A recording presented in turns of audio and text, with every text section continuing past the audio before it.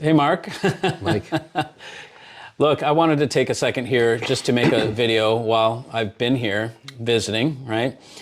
Just to sort of let the people know a little bit more about the Mark that I know, the person, okay? We can talk about C-Wave and all that stuff, but I think I'll do that later. And right now I'd like people just to know a little bit more about you and who you are and how this all happened and so forth.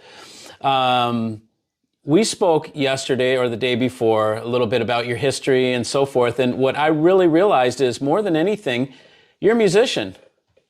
How did you get into playing instruments and what instrument do you play? Well, when I was 10 or 11, the school invited students to try instruments.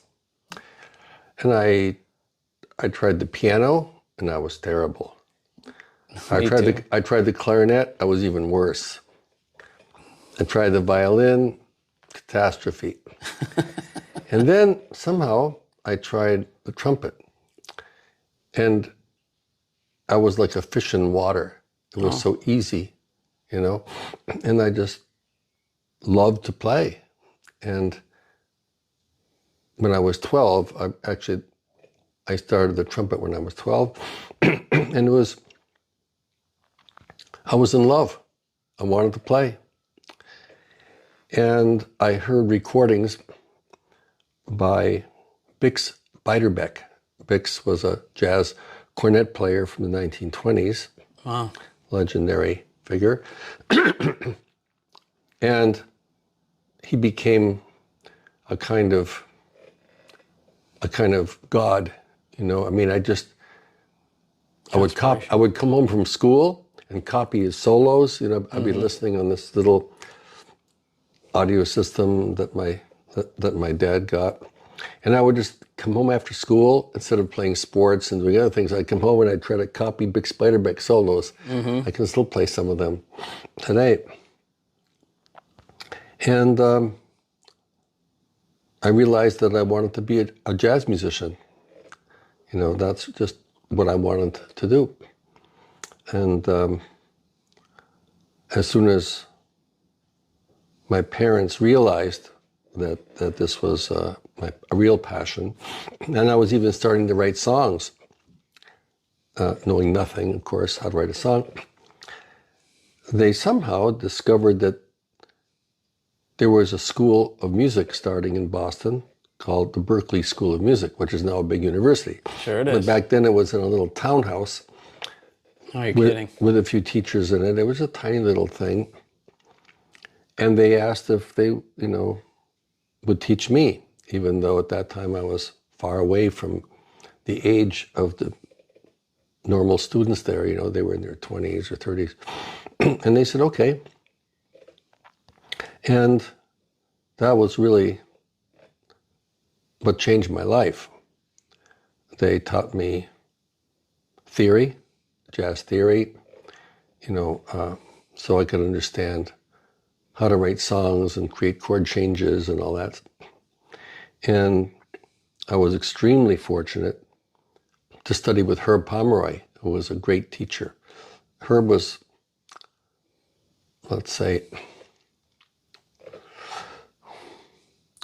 Herb was first of all a trumpet player, a great trumpet player. He was also a big band leader, and he had a big band at the end of that era when there were big bands. And, like 4 saxophones, 4 trumpet players, piano, bass, drums, and so forth.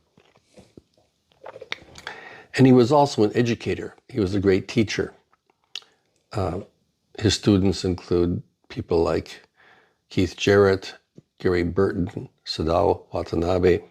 And he was also a working musician. He'd go to the club at night and, play at the jazz workshop, and then he'd teach at the Berklee School of Music during the day, and just music. Anyway, so Herb was an inspiration as well as an educator. And then as soon as I got my driver's license, I was able to drive into Boston from the suburbs where my parents lived and hang out with jazz musicians who were, in their 20s or Really? whatever, 30s, and just play, hang out and play. And then I discovered that if I invited them, they would come out to my parents' home where we had a piano. So they would come out. I'd drive into Boston, pick them up, bring them out to my parents' home. Years later, I figured out why they really wanted to come, which is they would raid the refrigerator. I was going to ask. My mother said, think of the wine. I just did a shopping. What happened? It's like gone. They'd come and eat everything. Yeah. But that was the way that I was able to meet and be friends with some great musicians. Keith Jarrett came out to my parents' house and played piano. I have some tapes of him. I played in his trio and he played in mine. And this is part of the Berkeley School of Music project, you know. Sure. We had groups. And I met Bill Elgart, a great influence in my life for many reasons, actually, for many reasons. One of the greatest musicians I have the privilege to know. I'll talk about him a bit later. And all I really wanted to do was to be a jazz musician. I tried going to school and it was a failure. First, I went to can relate. First, I went to Brandeis University, and I brought my trumpet to a practice room. They had a school of music and they had practice rooms, so I was practicing. And the director of the music school opened the door and he said, excuse me, but we don't like that kind of music here. Please don't play it. Yeah. I said, oh, okay. So I went back to my room, I called my parents and I said, I'm out, I'm gone. They don't like the music I play, I'm gone. And I quit. And I lived in Harvard Square for a year or so and played music and mostly. And then next year I went to the Rhode Island School of Design for almost a semester, but I didn't like exams particularly.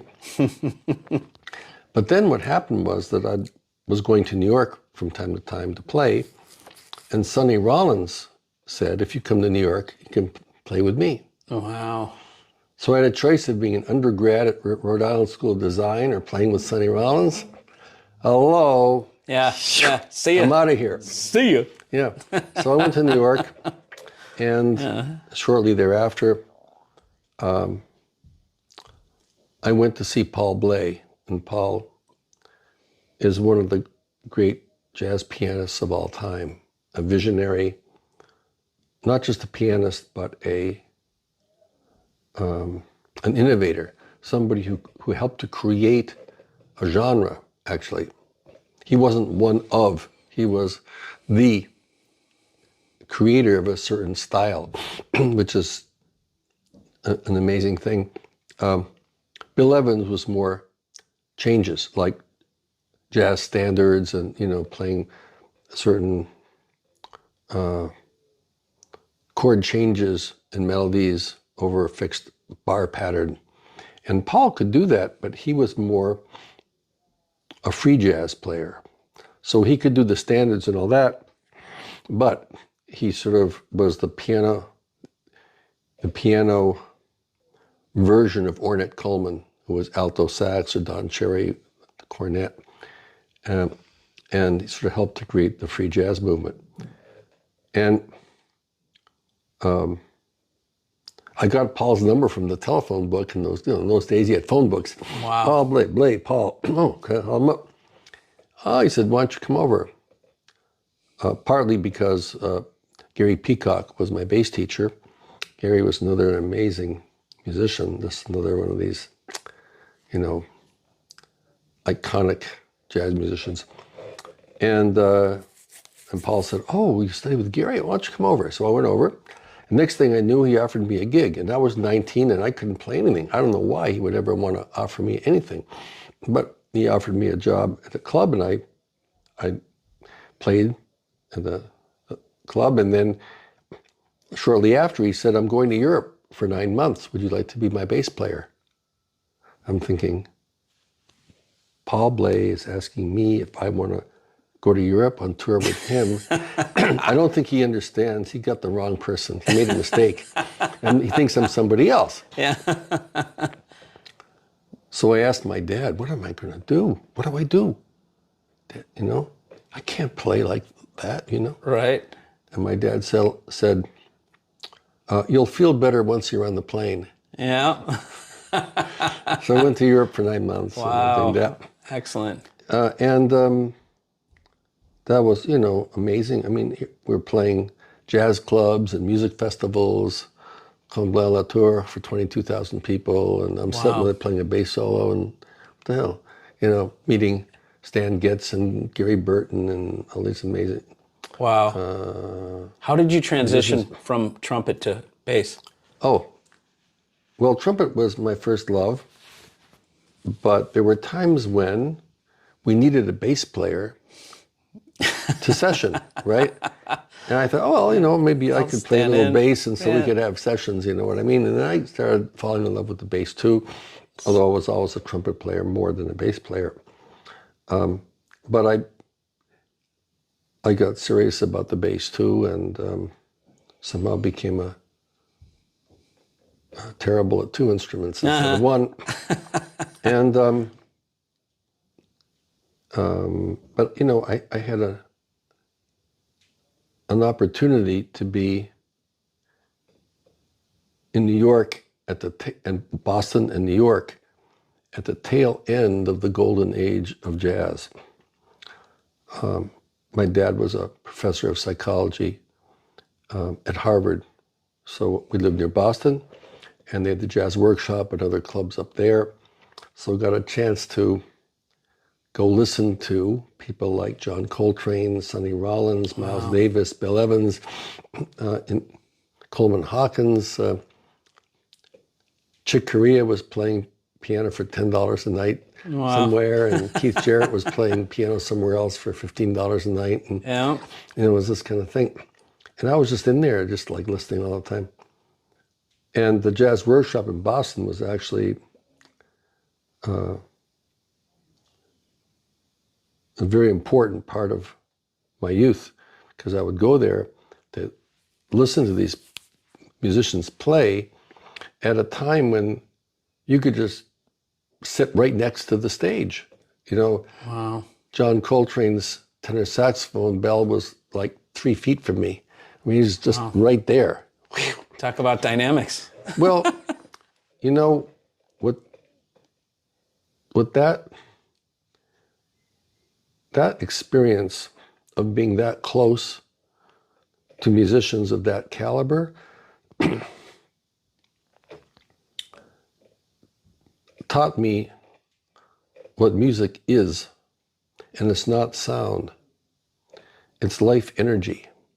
You're getting the life energy of the musician. You're not just listening to John Coltrane, but you're actually feeling who he is as a person and all that he was, because it all came out in his music. You know, people are like radio stations. They broadcast energy, right? And not only through the music, but in person, live, being near somebody. And it was just a phenomenal experience. There's no way I could ever really convey it to anybody. I mean, the intensity of his music was so great that adults would stand up and scream all the time. Oh, you're kidding. Was just often, you'll never understand really. But I mean, and then I started thinking, oh, wouldn't it be great to make a recording of this? Nobody's making recordings of any of this. It's going in the air. Bye. And that's kind of, I got the idea, wow, you know, maybe I could make recordings and see what happened. Not that they would let me all the time, but you know, once in a while, start making recordings. My parents bought me a Viking tape recorder, like a reel-to-reel, you know, 7.5 IPS. A portable one that you can take? Plug in the wall. Okay. And some microphones. I don't know what happened. My dad probably got some stuff that was used for recording conferences or, you know, lectures, whatever. Anyway, my involvement was really not with audio at all. It was just with the music itself. I was also becoming very disappointed with the jazz world. There was a lot of drugs, a lot of racism, a lot of alcohol, and a lot of irresponsibility. Musicians not showing up to play and just being sloppy. And it was, you know, I was passionate about music. I wanted to play. And most of the musicians at that time were not that serious. They were just kind of sloppy. I mean, you know, and one day I was listening to a recording of Indian classical music in my apartment in New York. And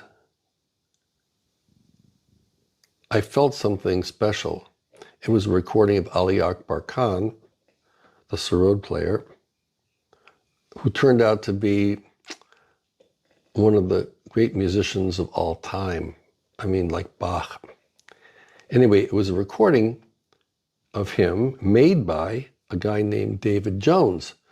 And Dave Jones was the guy who made those seminal recordings of Bill Evans at the Village Vanguard and Waltz for Debbie, these iconic recordings of the Bill Evans Trio with Scott LaFaro and Paul Motion, a pioneer in 30 inches per second open reel recording. So David just got an amazing sound. Anyway, that's just what he did. I mean, these are custom built Ampex tape recorders on bed springs so they could be rolled around to location, and custom made heads and electronics. And it was, you know, he was really out there, but he was the pioneer in this. And so the sound that David got on Ali Akbar's recordings was just amazing. I mean, it was so much better than usual.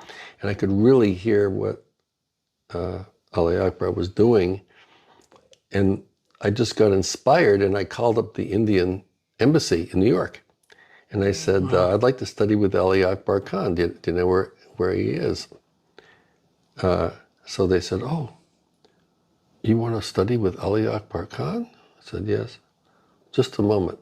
So they got somebody on the phone. I don't know how I was lucky enough. Well, you know, Khan Sahib is not in India. He's in California. Wow. Really?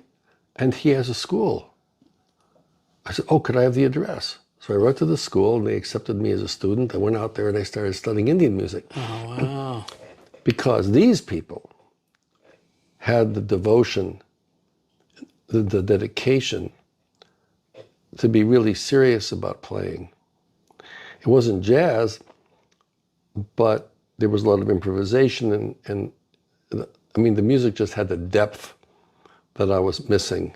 I mean, I love jazz, but it was a difficult world to be in, whereas in Indian music, there was a kind of a serious attitude on the part of everyone, the teachers, the students, the whole thing, and they really cared about the music and playing at your best and taking things seriously. And so that really attracted me. And but then I realized that I would never be a great sarod player. You have to grow up with it, you know. It's not gonna What's a sarod for the? The sarod is a 25-string instrument that you hold like this, like a neck going this way. Yeah. And there's a pick here, and you stop the string with your fingernail. I have one in the apartment I can show you later. And Ravi Shankar plays the sitar, Ali Akbar plays the sarod. Those instruments can play duets together. Okay. The sitar is more of a twangy sound, and the sarod is more of a clear bell-like sound. Okay. But anyway, realizing that I would never be a great sarod player, I asked Ali Akbar Khan, who we call Khan Sahib, if he would teach me on the bass. He said, would you teach me classical Indian music on the bass? Because I'm a bass player. Wow. And I thought he'll never do that, right? You never know until you ask. Yeah. So he said, okay. Wow. I said, wow. I said, well, how much per lesson? Because I had no money at all, right? I just broke Yeah. student. He said, well, how much can you afford? I said, I don't know. I mean, just tell me what the price. He said, well, I charge $1 million a lesson. But if you can't afford that, what can you afford? Checkmate. Yeah, right. I said, $25? He said, okay. So I would go to his apartment, to his home, and he would teach me Indian music on the double bass. And he would actually write my lessons for me in his handwriting. Wow. And I had a book made, which I still have, Oh, excellent. with Cool. blank pages, you know, from a book bindery. And he actually wrote my lessons for me in his handwriting, page after page. Wow. Amazing. I mean, you have to understand that in Indian music, Ali Akbar is sort of the equivalent of John Coltrane, you know, that level. And so I just was sort of blessed to be around musicians at that level, you know, this amazing level of musicianship, you know. In any field, there's never that many really iconic people. If you think about writers, you know, and you think about Dostoevsky or Tolstoy or this kind of level, how many are there? Not that many. That's right. Right? How many painters, how many sculptors? You know, you've got Picasso and Mark Rothko, and sculptors, you have Giacometti and so forth. But how many? There's not many. There's a handful of people, right? And I just had a chance to not only know and study, but play with some of these amazing musicians. And that's another thing. I mean, that's no price on that. Sure. And that's just off the charts. And that's what I love the most, is to play music, especially with people like that. Because when you play with people like that, you don't play the same as when you play with just, you know, good players. Sure. When you're playing with somebody like that, it takes you to another place. Yeah. Because you have to be, if you can't play if you can't play up here, then go home. Yes. Yeah. What are you doing there? Yeah. You know? So, like, I remember when I first sat in with Sonny Rollins, I think I was 16, and went to New York. I said, I was wondering if I could play with you. He was playing at the Village Vanguard. And I asked him if I could sit in. And he said, okay, what do you want to play? So I said, Green Dolphin Street. He said, oh, okay. And he said, you know, let's play this song and then you play. But I knew that he was into simultaneous improvisation. But the trumpet player he had before didn't understand that, you know, he didn't quite get it. I said, well, actually, you know, I know what you're into with, you know, playing together simultaneous improvisation, so why don't both play? He said, okay. So we played the head, you know, and then we started both playing together, and I knew what he wanted, you know, I could do that. And they said, oh, let's play another song, and let's play another song. And I'm going to be at this other club next week. Why don't you come and play there? And, you know, this, whoa, man, this is, wow, how far out. So,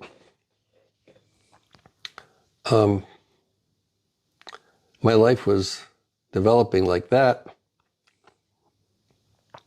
And finally, I decided to go to India to study Indian music. I thought, this is something I just want to do. And I actually had a ticket, and I was all organized to go. But I thought, maybe I'll go to Switzerland first and get a portable tape machine so I can make recordings. From Nagra? From Stella Box. Oh, Stella Box, okay. And so I went to Switzerland. It was 1972. And while I was there, I had a kind of spiritual experience. I saw the Stellavox factory and how they were working, making these beautiful products. I mean, handmade, artisanal products, combining, machined aluminum, making their own motors and own chassis and own everything, and then just everything made in that factory, plus all the electronics. And I mean, I was just mesmerized, right? And I thought, I have to do something like this. So I went back to America and I told my parents that I wanted to start a company to do that instead of going to India.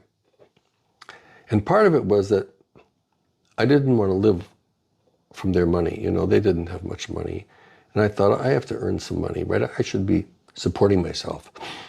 And so they lent me $15,000, and that was the only capital I had to start Mark Levinson Audio Systems. And that kind of took off. Well, first we were making a mixer for portable film work, but nobody really was interested in high quality mixers at that point, so we ended up making a preamplifier, and then everybody wanted it, and that became the LNP2, and then that was the beginning of high-end audio. But what I discovered is that to do anything at the highest level, it takes everything you have. So if you're a musician, you play the trumpet, you have to put it all into that. If it's a bass, you have to put it all into playing the bass. If it's Indian music, you have to put everything in there. And if you make audio equipment, well, you have to put it all in there. It's hard to divide it up. You don't have anything left. I made a commitment to build a company, and it took everything that I had, all the energy that otherwise I might have put into playing jazz or Indian music, but I needed to put it into the company, because if you do something all the way, it's all or nothing. For sure. It's hard to timeshare that stuff because it takes everything that you have.